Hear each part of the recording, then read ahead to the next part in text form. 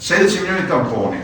Quanti sono i positivi nelle ultime 24 ore? 792. L'incidenza è bassa, 0,78. I ricoverati negli ospedali, 280. Vi ricordo che eravamo arrivati a sfiorare i 200 una quindicina di giorni fa, così suddivisi. Anche qui 234 in area medica, fondamentalmente siamo abbastanza in linea con quello che è accaduto negli ultimi periodi.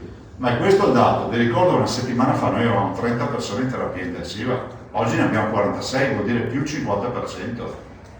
Capite che se in una settimana incrementiamo del 50%, se questo fosse un trend, inizio a preoccuparmi. Le terapie non Covid, cioè le terapie intensive non Covid, sono 356, cioè quindi è pieno.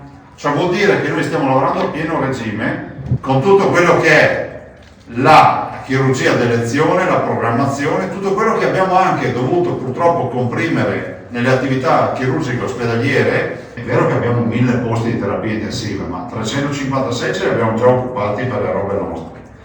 Ne mettiamo sopra altri 40 oggi, quanti sono? 41, quanti? 45 oggi e andiamo già a 400. Capite che è vero che abbiamo 1000 posti, ma è anche vero che per gestirli bisogna cominciare a drenare personale iperspecializzato dai reparti e togliamo sanità a chi ne ha diritto, che sono gli oncologici, i fragili, tutti coloro che hanno bisogno di screening eccetera, dei quali nessuno parla. Io capisco fino in fondo le ragioni di uno che non vuole vaccinarsi, ma la sua libertà finisce dove inizia quella degli altri.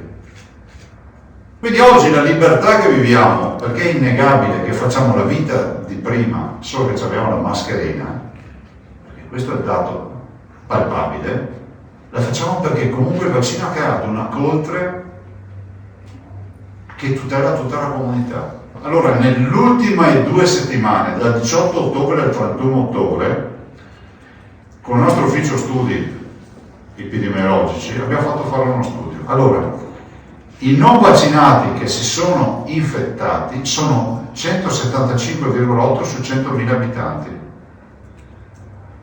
I vaccinati 36,1.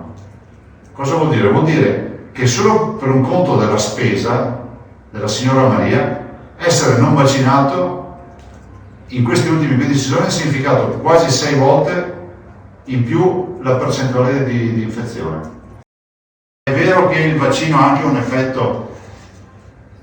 effetto, ma non totale, sterilizzante, cioè che sembra che blocchi anche la trasmissione ai terzi, e quindi il fatto che il vaccinato possa diventare un veicolo, ma anche i vaccinati possono infettarsi.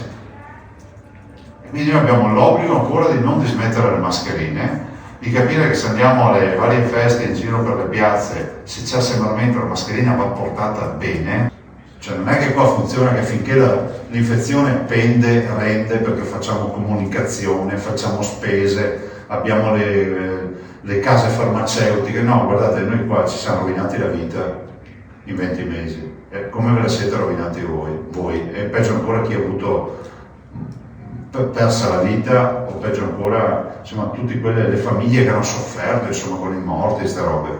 Allora guardate, siamo in pandemia,